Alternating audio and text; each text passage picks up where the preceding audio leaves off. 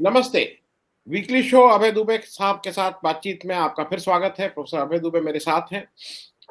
हम लोग इस जो हफ़्ते की जो भी सियासी हलचल रहती है, उस पे बात करते हैं। लेकिन शायद ये हफ़्ता एक ऐसा था जिसमें महाराष्ट्र छोड़ के और कोई बात ही नहीं हो सकती है। मैंने कल भी कहा था कि अपने शो में कि भई नूपुर शर्मा की बात कह लीजिए, बेरोज़गारी की बात कर लीजिए, अग्निवीर की बात कह लीजिए।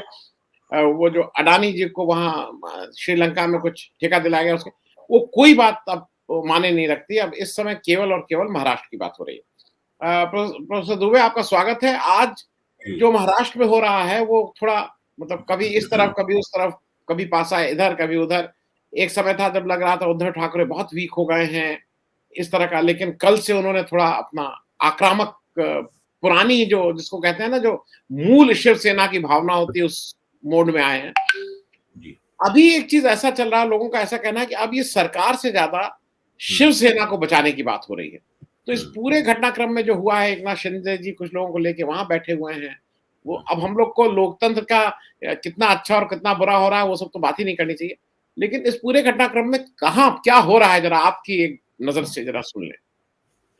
आनंद जी, मेरा विचार तो ये है कि उद्धव ठाकरे लगातार कमज़ोर होते गए हैं और अभी भी वो बहुत ही कमज़ोर विकेट पर खेल रहे हैं। उनकी हालत बहुत खराब है। उनके लगभग सभी एमएलए 10-12 को छोड़कर उनका साथ छोड़ चुके हैं और मुझे लगता है कि अगर संगठन में देखा जाए, बम्बई को छोड़ के, बम्बई के बाहर जितनी भी शिवसेना है महाराष्ट्र में, अगर उसके संगठन की अगर कोई खोज खबर ले पाए, तो वो उसे दिखाई पड़ेगा कि वो लोग भी जो जिला अध्यक्ष हैं, जिला संयोजक हैं या वहाँ के मुख्य कार्यकर्ता हैं, वो लोग भी मुझे लगता है कि एकनाथ शिंदे के साथ की तरफ झुके हुए होंगे।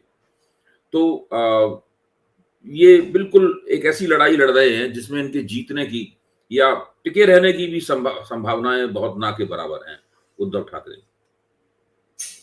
और जैसा कि आपने कहा है कि लोकतंत्र का जो होगा सो होगा, शिवसेना का क्या होगा? ये एक आपने ऐसा सवाल उठाया है जो मुझे लगता है इस पे विचार करना बहुत ज़रूरी है। मुझे लगता है वो शिवसेना जो कि बाल ठाकरे ने 1960 के दशक में बनाई थी और जो भारतीय जनता पार्टी के साथ मिलकर महाराष्ट्र के ऊपर शासन कर चुकी है और अब कांग्रेस और राष्ट्रवादी कांग्रेस के साथ मिलकर शासन कर रही है, ये उस वो शिवसेना अपनी अंतिम सांसें भर रही है। बहुत मुश्किल है इस शिवसेना को बचाना। उसकी वजह है कि भारतीय जनता पार्टी ने अपने आप को महाराष्ट्र में बहुत मजबूत किया है। शिवसेना की वो जूनियर पार्टनर हुआ करती थी। पिछले चुनाव में ही देखिए शिवसेना को जितनी सीटें मिली थी, भाजपा को उससे दूनी सीटें प्राप्त हुई थी और बृहन बृहन मुंबई महानगर पालिका में भी केवल शिवसेना की 2 सीटें भाजपा से ज़्यादा थी। तो उस वक़्त भी भाजपा के अंदर इस बात को लेकर आलोचना थी कि शिवसेना के साथ चुनाव नहीं लड़ना चाहिए था। कहा जा रहा था कि भाजपा अगर अकेली चुनाव लड़ती, तो जो उसने नतीजे निकाले उससे कहीं ज़्यादा बेहतर नतीजे वो निकालती और मैं भी इस आलोचना से सहमत हूँ कि अगर शिवसेना के साथ चुनाव लड़ने का मोह देवेंद्र फडणवीस ने त्याग दिया होता और वो अकेले चुनाव लड़ते, तो वो बहुत बेहतर स्थिति में होते और बाद में शिवसेना या उन जैसे तमाम संगठन उनके साथ जुड़ के सरकार भी बना सकते थे अगर उन्हें अकेली दम पे पूर्ण बहुमत प्राप्त नहीं होता। इस वक्त भी मुझे उनकी रणनीति बिल्कुल साफ दिखाई पड़ रही है। मुझे लगता है कि अंततः जो एकनाथ शिंदे के साथ जो एक बहुत बड़ा गुट हो गया है, वो गुट या तो भाजपा के अंदर कानूनी मजबूरियों के चलते अपना विलय कर लेगा। अगर उसने विलय नहीं किया तो वो किसी और नाम से, भले ही शिवसेना के नाम से वो गुट ना बन पाए क्योंकि उसके अंदर कानूनी दिक्कतें हैं और हम लोग उन दिक्कतों को समझते हैं क्योंकि पिछले दिनों जो दल-बदल कानून में जो संशोधन हुए हैं उससे वो दिक्कतें पैदा हो गई हैं। सदन के अंदर उसको एक अलग गुट का दर्जा मिल सकता है और उसका नाम शिवसेना से मिलता-जुलता लेकिन उससे कुछ भिन्न भी हो सकता है। वो दर्जा उसे मिल जाएगा और फिर वो भारतीय जनता पार्टी के साथ मिलकर वो लोग सरकार बनाएंगे। उस सरकार में स्थिति ये है कि एकनाथ शिंदे के अगर उनके शरीर में 2 की बजाय 3 हाथ होते तो मैं कहता हूं उनके तीनों हाथों में लड्डू हैं। वो मुख्यमंत्री भी बन सकते हैं, वो उप मुख्यमंत्री भी बन सकते हैं, शक्तिशाली उप मुख्यमंत्री भी बन सकते हैं और अगर वो इनके साथ लौट जाने का फैसला करते हैं अंततः उद्धव ठाकरे के साथ लौट जाने का फैसला करते हैं तो वो फिर शिवसेना की तरफ से भी मुख्यमंत्री बन सकते हैं। तो वो सबसे ज्यादा फायदे में है। अब भविष्य में उनका फायदा टिका रहेगा कि नहीं रहेगा वो राजनीति में कितने दिनों तक टिक पाएंगे स्वतंत्र रूप से, मतलब भाजपा और उद्धव ठाकरे के बीच में अपनी स्वायत्ता कब तक बचा पाएंगे, इसकी भविष्यवाणी करनी मुश्किल है। लेकिन इस वक्त वो सबसे ज्यादा फायदे में है। और ये पूरी घटना बताती है कि अगर आपको सत्ता मिल गई है किसी वजह से, तो उस सत्ता को बचाए रखना भी आपकी जिम्मेदारी है।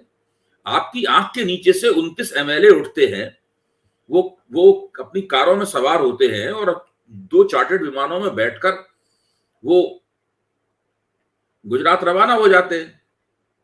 तो ये होता रहता है। आपको 2-3 महीने पहले शरद पवार भी चेतावनी दे चुके हैं, आपको आपके खुफिया विभाग ने भी चेतावनी दी थी, लेकिन फिर भी आप कुछ नहीं करते, कोई पेशबंदी नहीं करते। जो आपके पार्टी के अंदर जो विद्रोह की तैयारी हो रही थी, उसमें उसे रोकने के लिए आपके पास कोई रणनीति नहीं है। तो ऐसा व्यक्ति मुख्यमंत्री बने रहकर करेगा भी क्या? और जब आपके हाथ से मुख्यमंत्री की कुर्सी चली गई, तो आपने फेसबुक लाइव में जो संदेश दिया, उस संदेश को आप देखिए, वो बिल्कुल ही एक गैर राजनीतिक संदेश है। उस संदेश में आप एक तरह से अपने परिवार की और आप किसके बेटे हैं, किसकी विरासत उठा रहे हैं, आप उसकी दुहाई देते हुए दिखते हैं। राजनीतिक ताकत के मुकाम से आप नहीं बोल रहे हैं उसके अंदर, आप कोई राजनीतिक नैतिकता उसका दावा भी नहीं कर रहे हैं।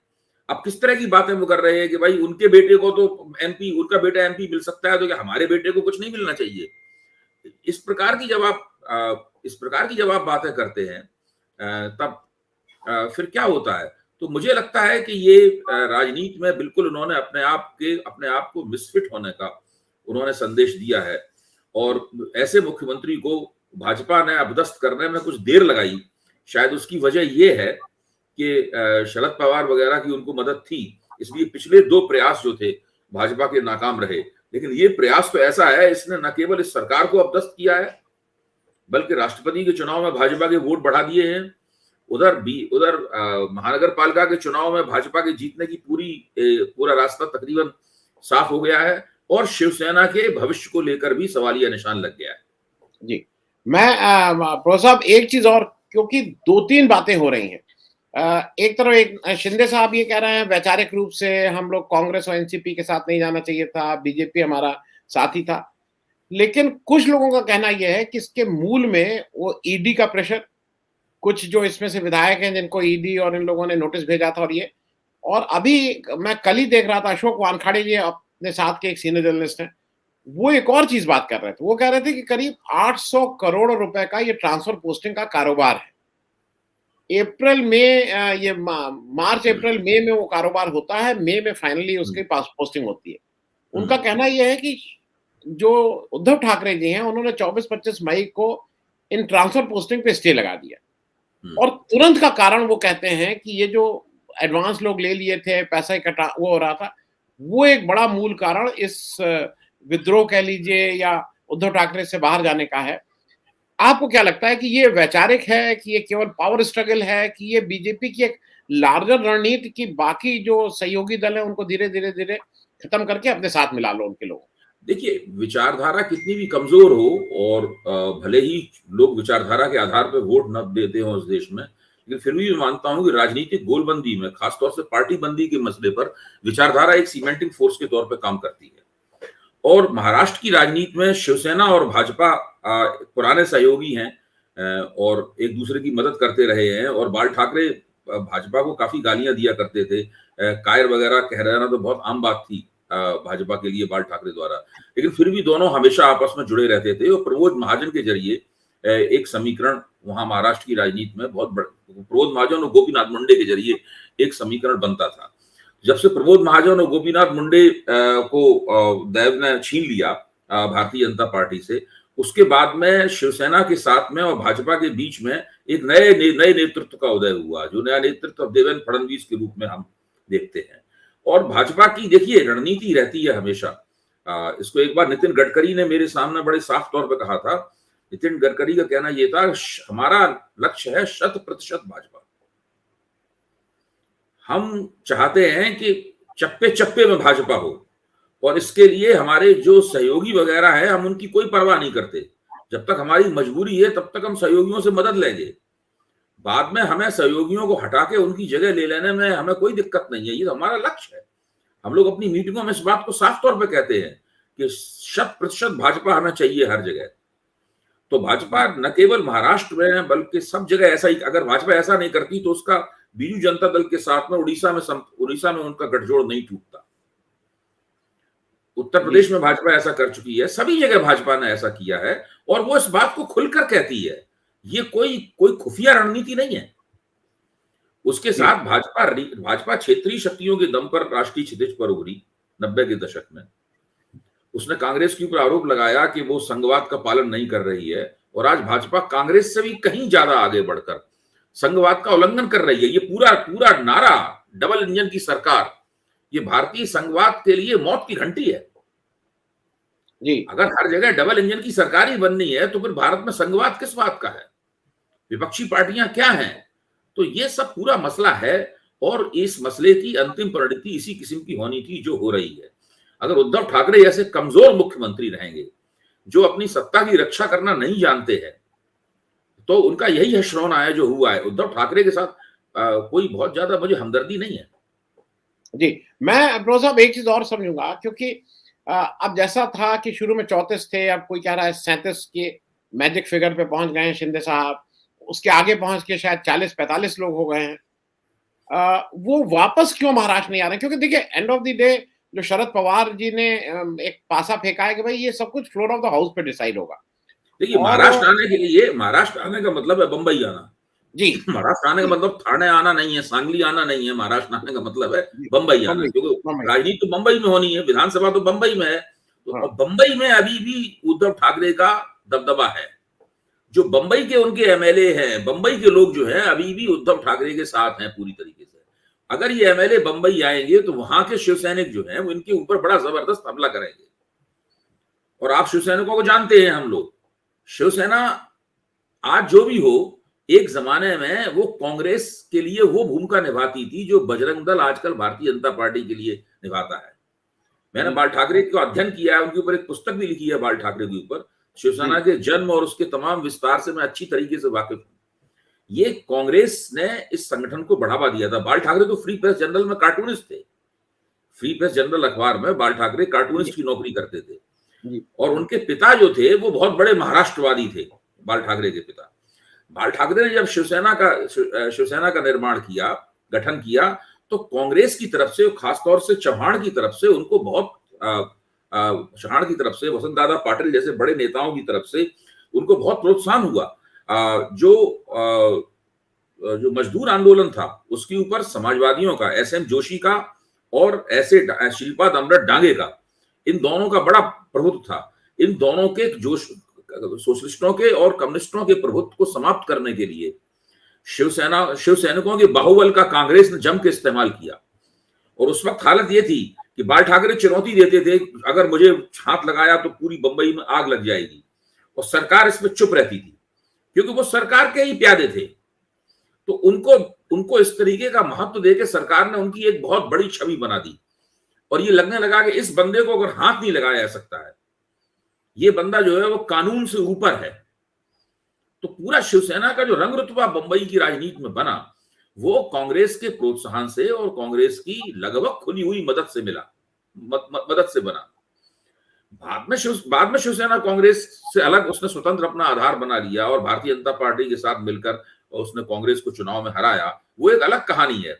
लेकिन ये शिवसैनिक बजरंग दल वाली भूमिका कांग्रेस के लिए निभाते थे। तो आज जब एकनाथ शिंदे के तथाकथित बागी लौटेंगे मुंबई तो उनका क्या हाल होगा इसका आप अंदाजा लगा सकते हैं। पुलिस का पहरा भी इन शिवसैनिकों को उनके ऊपर हमला करने से, उनके घरों पे हमला करने से, उनके जो भी निवास स्थान है, विधायक निवास वगैरह सताने, उनको बाहर सड़क पे निकलना मुश्किल हो जाएगा।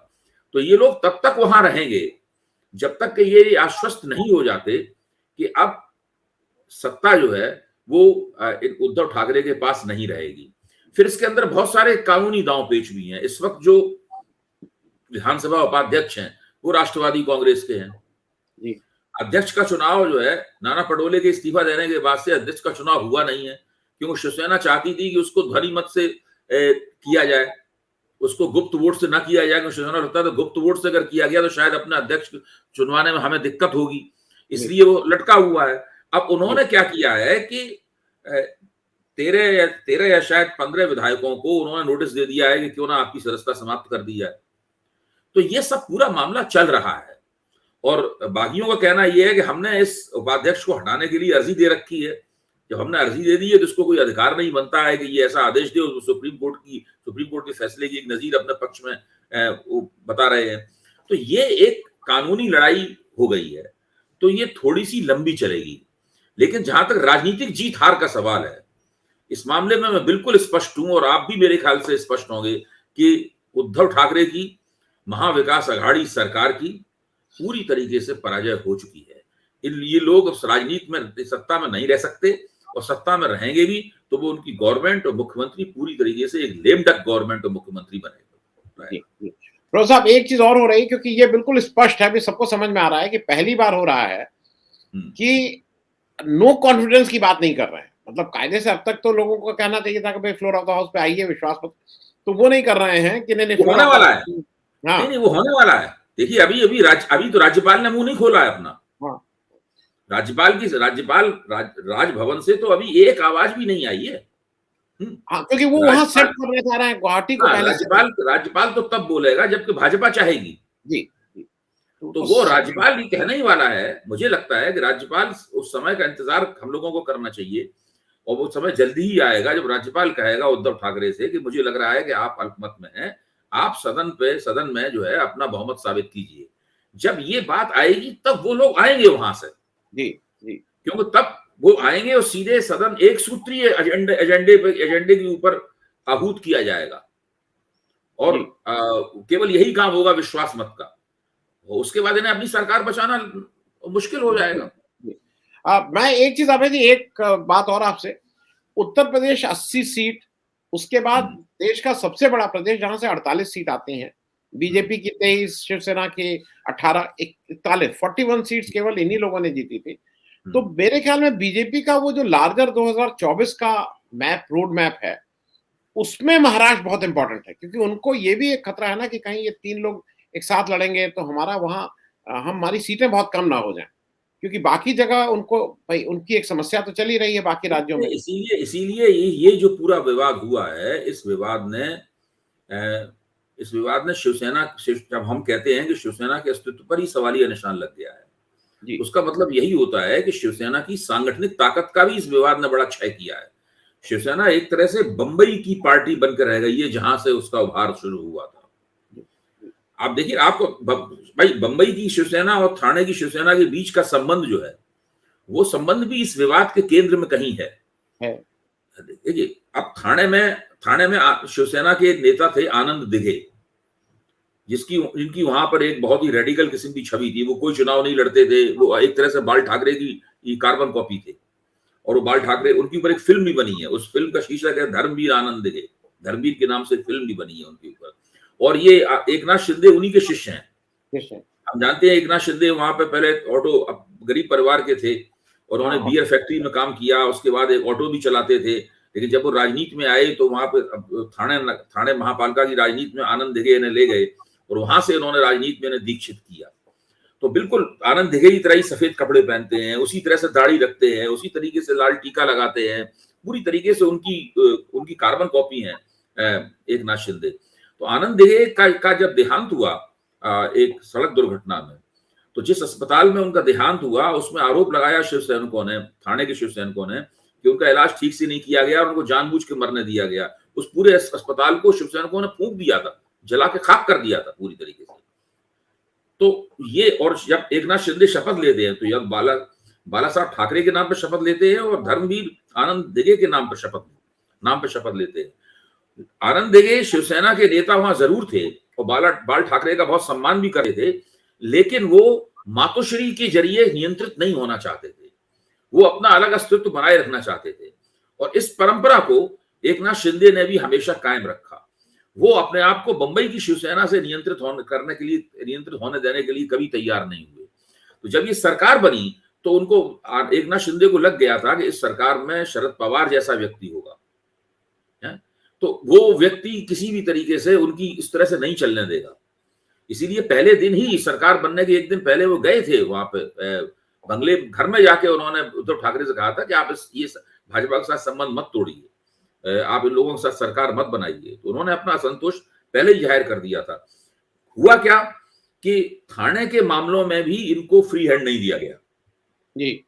निर्णय लेने का अंतिम अधिकार एकनाथ शिंदे को नहीं दिया गया। तो न केवल ट्रांसफर पोस्टिंग में जो पैसा आता है, जो भ्रष्टाचार होता है, अब अशोक जी ने कहा है, अशोक जी महाराष्ट्र के मामलों के बहुत जानकार हैं, हम लोगों से ज्यादा बड़े जानकार हैं, और उन्हें भीतरी मामलों की भी जानकारी रहती है अशोक जी को। तो उन्होंने ठीक ही कहा होगा। इस तरह के मसलों से पार्टी लोगों को लगता है कि उनके हाथ से मलाई छिन रही है, तो वो बगावत की मुद्रा में भी आ जाते हैं। हो सकता है ऐसा हुआ हो, मैं इससे इनकार नहीं कर रहा हूं, लेकिन अगर आप इसके व्यापक और गहरे तात्पर्यों की तलाश करें, तब हम पाएंगे कि जो एकनाथ शिंदे और बहुत सारे विधायक शिवसेना के, वो इस जो ये त्रिकोणात्मक गठजोड़ था, कांग्रेस, राष्ट्रवादी कांग्रेस और शिवसेना और उद्धव ठाकरे का, इसमें इसके प्रति निश्चित रूप से असहज रहे होंगे, मुझे इस पर पक्का विश्वास है। दूसरे, हम लोगों को एक और बात सोचनी चाहिए कि अगर हम लोगों को देश में गठजोड़ राजनीति को कोई नैतिक मान्यता दिलानी है, वरना यही होता रहेगा कि एक पार्टी को पूर्ण बहुमत मिलना चाहिए, और गठजोड़ राजनीति को हमेशा सोचा जाता रहेगा कि ये कमतर किस्म की लोकतांत्रिक राजनीति है। तो हमें इस बात पर भी ध्यान देना होगा कि भाई, जिसके साथ मिलकर आप चुनाव लड़े हैं उसके साथ सरकार भी बनाए। भाई, ये कैसे हो सकता है कि शिवसेना और बीजेपी ने मिलकर चुनाव लड़ा और स्पष्ट बहुमत प्राप्त किया, उसके बाद दोनों में झगड़ा हो गया और शिवसेना ने जिनके खिलाफ चुनाव लड़ा था उनके साथ मिलकर सरकार बना ली। तो भले ही जो भाजपा विरोधी लोग हैं, भाजपा के आलोचक हैं, उनके मन में गुदगुदाहट हुई होगी इस सवाल को लेकर कि भाई चलिए, भाजपा को एक अच्छी पटखनी दी गई इस मामले में, लेकिन लोकतांत्रिक दृष्टि से अगर आप देखें तो ये कोई बहुत अच्छी मिसाल नहीं थी, क्योंकि ये काम तो दूसरे मामलों में भी हो सकता है, दूसरे प्रदेशों में भी हो सकता है, दिल्ली की राजनीति में भी हो सकता है, केंद्र की राजनीति में भी ये काम हो सकता है। तब क्या होगा? नहीं, हरियाणा में हुआ निशाने पे है, कल आप वो लोग निशाने पे होंगे जो आपको जिनको आप राजनीति में पसंद करते हैं। तो ये अपने आप में कोई बहुत अच्छा कदम नहीं था। इसीलिए बहुत जो लिबरल लेफ्ट सेकुलर लोगों का जो आनंदोत्सव था भाजपा की सरकार न बनाने, देवेंद्र फडणवीस के मुख्यमंत्री न बन जाने पर, वो आनंदोत्सव मुझे कभी समझ में नहीं आया। ये दूरंदेशी की कमी और इतिहास के प्रति आंखें बंद कर लेने के समान था। जी प्रोफेसर साहब, एक जल्दी से एक प्रश्न और, ये सब तो मान लीजिए बहुत फोरफ्रंट में है, सब लोग देख रहे हैं उद्धव ठाकरे की भाई शिवसेना बिखर रही है। मुझे एक जगह और दिखाई दे रहा है, एक राष्ट्रीय पार्टी कांग्रेस का मेरे ख्याल में शिवसेना से ज्यादा नुकसान हो रहा है, क्योंकि कांग्रेस लड़ाई वहां हो रही है। कांग्रेस इमरान प्रतापगढ़ी वहां से एमपी हैं, उनका दूसरा जो उनका ऑफिशियल कैंडिडेट था कांग्रेस का एमएलसी का चुनाव, वो हार जाता है। Congress on the verge of Maharashtra में कमलनाथ जी को भेज रही है कि सब संभालो। तो कांग्रेस की भी क्लैरिटी नहीं है, और मुझे लगता है कि वो यहाँ तो बीजेपी ने एफर्ट किया है, कांग्रेस में तो बिना एफर्ट के ही वो अपने आप पार्टी बिखर जाएगी महाराष्ट्र। नहीं, आप बिल्कुल ठीक कह रहे हैं। देखिए, इसमें कांग्रेस बहुत बड़ा घटक, कांग्रेस एक अहम घटक नहीं है इस पूरे मसले में। अहम घटक यहाँ पर राष्ट्रवादी कांग्रेस है। कांग्रेस की स्थिति यह है कि अब गई तब गई। कांग्रेस तो मुझे लगता है धीरे धीरे अपने ही कामों से अपने आप को हाशिए में धकेलती जा रही है, कोने में धकेलती जा रही है, और उसको धकेलने के लिए भारतीय जनता पार्टी कोई विशेष कोशिश नहीं करनी पड़ रही है। कांग्रेस खुद ही अपने आप को खराब कर रही है उसमें। और हिमाचल प्रदेश और गुजरात के चुनाव के परिणामों के बाद में ये बात अपने आप में काफी स्पष्ट हो जाएगी, जो मैं कहना चाहता हूं और जो सब लोग सुनना चाहते हैं। तो कांग्रेस के बारे में आप चिंतित नहीं रह गया हूं। मेरे ख्याल से लोगों को कांग्रेस की चिंता करनी छोड़ देनी चाहिए। उसका कारण यह है कि वो खुद अपने बारे में चिंतित नहीं है। भाई, राष्ट्रवादी कांग्रेस के हितों की रक्षा करने के लिए शरद पवार खड़े हुए हैं। पिछले चुनाव कुछ दिन पहले लग रहा था कि राष्ट्रवादी कांग्रेस अपनी अंतिम घड़ियां गिन रही है, लेकिन शरद पवार ने जिस तरीके से लोकसभा का चुनाव लड़ा, जिस तरीके से विधानसभा का चुनाव लड़ा, तो उन्होंने दोबारा राष्ट्रवादी कांग्रेस को मुकाबले में ला दिया। वो पैर जमा के खड़ी हुई है। तो कांग्रेस के पास तो अपना कोई शरद पवार भी नहीं है। जी प्रोफेसर, और चलते चलते थोड़ा सा एक जिसको कहते हैं आउट ऑफ कंटेक्स्ट है, लेकिन क्योंकि मन में है और इसी से रिलेटेड चीज है इसलिए पूछ लूं। तमिलनाडु में भी कुछ उठापटक एआईएडीएमके में हो रही है, जो आम उसमें नहीं आ रही है। उनके जो दो सबसे सशक्त उनके पुराने चीफ मिनिस्टर दो थे, उनके बीच में खींचतान है। ऐसा कहा जा रहा है कि एक पुराने शशिकला जी के साथ जाने को तैयार हैं या बीजेपी के साथ जाने को तैयार हैं।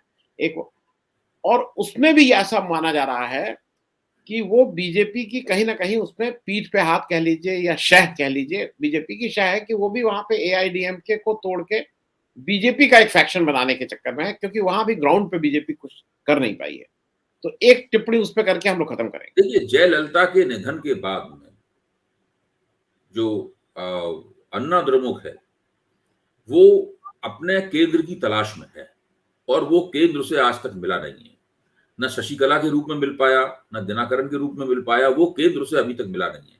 और कोई भी पार्टी बहुत दिनों तक जब उसके पास केंद्र नहीं होता है तो उसके अंदर बिखराव शुरू हो जाता है। दिल्ली में यानी केंद्रीय राजनीति में कांग्रेस के साथ यही हो रहा है। चूंकि कांग्रेस का केंद्र सुपरिभाषित नहीं है, इसलिए कांग्रेस का ग्राफ लगातार नीचे गिर रहा है।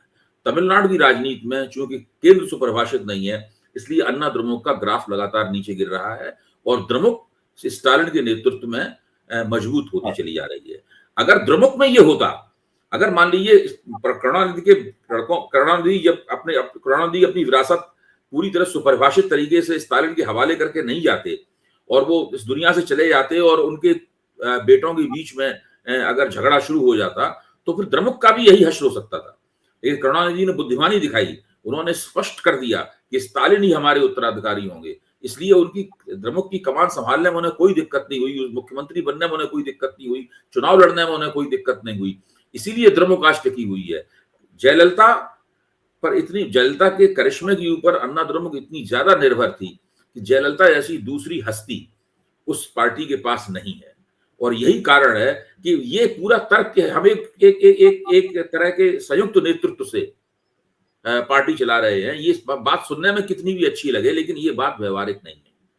पार्टियों में एक बाकायदा केंद्रीकृत प्राधिकार संपन्न, इसके पास जबरदस्त अथॉरिटी हो, जिसकी बात सब लोग माने, एक ऐसे नेतृत्व की आवश्यकता होती है। आपको ध्यान होगा कि 2013 में और 12 में भारतीय जनता पार्टी की दिल्ली में क्या स्थिति थी। भारतीय जनता पार्टी एक बड़े सामूहिक किस्म के नेतृत्व से चलती थी। इसमें अरुण जेटली थे, इसके अंदर कई लोग थे, मतलब सुषमा स्वराज थी, कई लोग थे उसके अंदर, और उसका कोई नेता नहीं था। लालकृष्ण आडवाणी का युग जा चुका था। उनकी बात कोई मानता नहीं था। उनकी मीटिंगों से लोग उठ के गुस्से में पैर पटकते हुए चले जाते थे। तो भारतीय जनता पार्टी की बुरी हालत थी उस वक्त। जब तक उसमें सुपरिभाषित केंद्रीय नेतृत्व आया, उसने संगठन को कैप्चर किया और पार्टी को अपने हिसाब से पूरी तरह उसका पुनर्निर्माण शुरू किया। और आज देख सकते हैं कि भाजपा कितनी अच्छी हालत में है। तो पार्टियों में एक सुपरिभाषित केंद्र होना चाहिए। उस केंद्र के अभाव में पार्टियां बिखर जाती हैं। वही अन्ना द्रमुक के साथ हो रहा है। बहुत बहुत धन्यवाद प्रोफेसर दुबे। एक इम्पोर्टेंट टॉपिक रह गया था, अगली बार चर्चा करेंगे। आजमगढ़ और रामपुर के इलेक्शंस के रिजल्ट आने हैं, उसमें अखिलेश जी ने रिजल्ट आ जाएगी, शायद संगरूर का रिजल्ट भी होगा उसमें, पंजाब में। तो ये बातें अगले हफ्ते के लिए वो रखते हैं। थैंक यू सो मच, बहुत बहुत धन्यवाद। बहुत बहुत धन्यवाद।